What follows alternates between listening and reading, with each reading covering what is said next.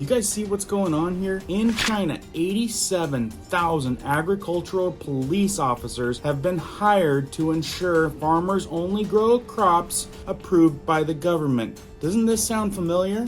87,000 agricultural police.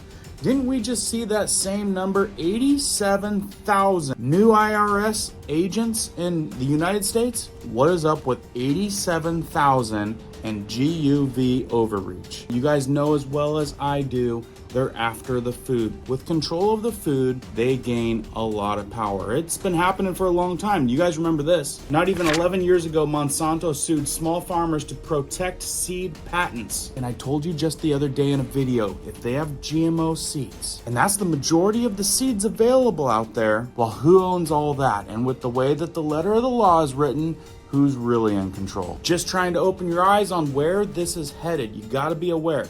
It's never about innovation, it's always about getting rid of farmers.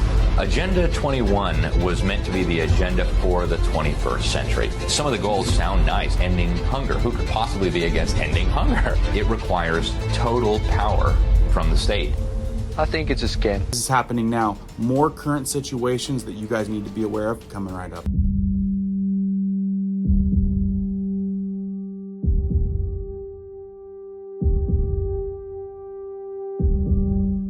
My name is Cohen here at Riverside Homestead, and if you're brand new here, welcome. If you guys are into prepping tips, emergency preparedness, and most of all, news and awareness, stuff that you want to know about, be sure to hit that notification bell so you guys can stay up to date.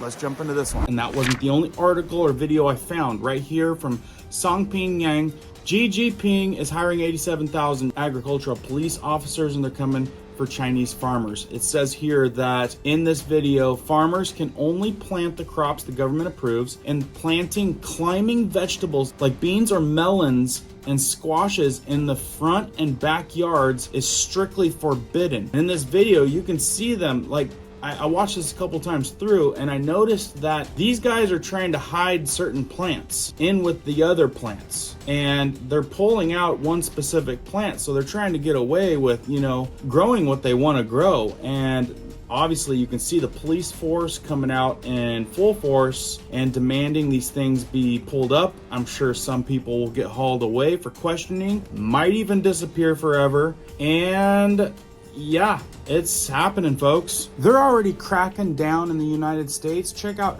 Oregon's been dealing with it right here. Right here on this side, it says, Oregon starts shutting down small farms to protect the people. I don't care what reasons they make up, but there's gonna be reasons made up to get this done. So what's going on in Oregon? Small farmers are under attack in the state of Oregon, which has begun shutting down family farms throughout the state en masse under the guise of water conservation and groundwater protection. The state of Oregon has effectively shut down small farms and market gardens on a large scale, and they're actually sending out cease and desist letters to farms, and they're using the satellite technology to find their victims. Right? You guys have jumped on Google Earth, satellite imagery. How can you hide a garden? Right, using satellite technology to find their victims and send them the letters that say you cannot operate. The rancher in the video below explains, and they provide a rancher. So in this case, what reasons are they giving to shut these guys down? Well, one thing is they're blaming it on the CAFOS. So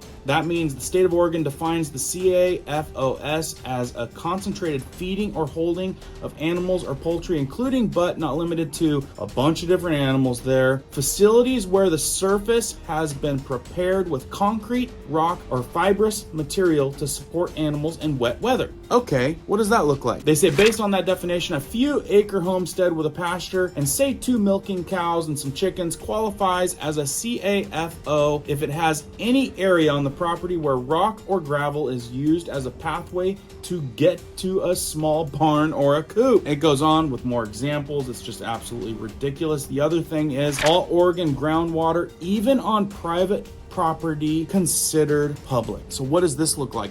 and it affects the gardeners too. Another thing Oregon farmers are having to deal with is the state's rule on water. The only water the farmers are legally allowed to collect is Oregon rainwater. Everything else, including water from the rivers, streams, or even groundwater on private property, is considered public resource. So because of this rule, Oregon farmers are not allowed to use water from their own private wells to irrigate their crops and hydrate their animals without a permit, coupled with a CAFO rule. This is concerning water use is being abused in such a way as to make it prohibitive, if not impossible, for farmers to run their farms. So they talk about the rule they made up. It has slowly rolled out to the point where market gardens on a half acre of land are now receiving cease and desist orders saying you can't water your gardens. Figure out another way. So be warned. If it can happen in one place, oftentimes it's used as like a test case. And if people don't resist, you know, things like that can spread like a virus. And again, if this type of stuff is catching your attention, I'm gonna pin a couple really good videos in the pinned comment, and I'm gonna put them at the top of the description because you guys have a choice and can support American-made type stuff, supporting family-owned. There's a lot of things that we can do as the little guys to go up against this issue. Trust me, they don't want us to grow our own healthy stuff. It needs to go through them because for other reasons that I've went into in other videos.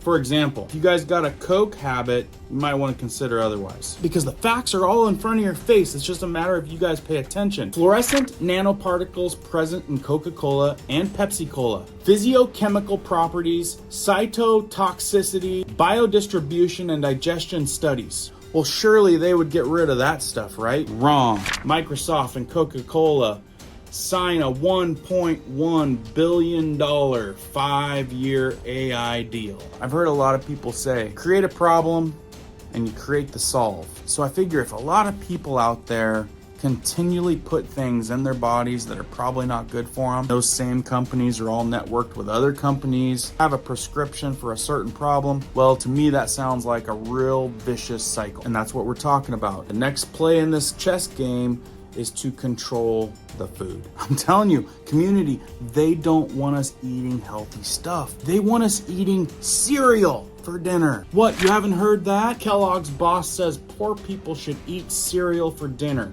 Chief Executive Gary Pilnick, who reportedly made $4 million last year, was accused of being out of touch by critics. By the way, folks, Big Umbrella owns all these companies. And have you looked at what's in the ingredients lately? Most of us would agree it's not food anymore. The boss of Kellogg's has been criticized for suggesting poor people should eat cereal for dinner to save money. Chief Executive Gary Pilnick made the comments as he described the company's efforts to appeal to under-pressure shoppers during an interview in the US. In case you see that guy walking around, it comes as Kellogg's, which makes popular cereal including Corn Flakes, Special K, and Cocoa Pops, has been pushing adverts in the US with a slogan, "Give chicken the night off." Stay aware, folks. Please share this stuff out. I need all the help I can get to spread the word. Watch these two really good videos if you guys missed them, because I got more coming down the pipe. We'll see you guys on the next one.